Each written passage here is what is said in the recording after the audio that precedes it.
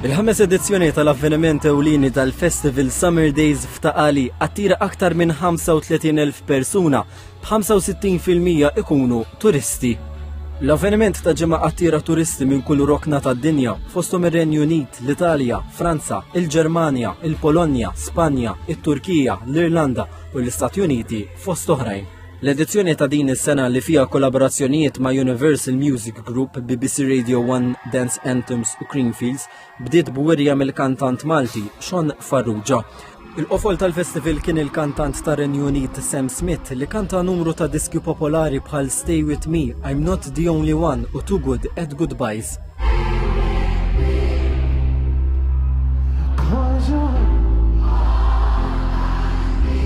Aktar qabel kantat ukoll l-artista Ingliża Becky Hill li kienet bdiet il-vjaġġ mużikali tagħha fuq The Voice UK.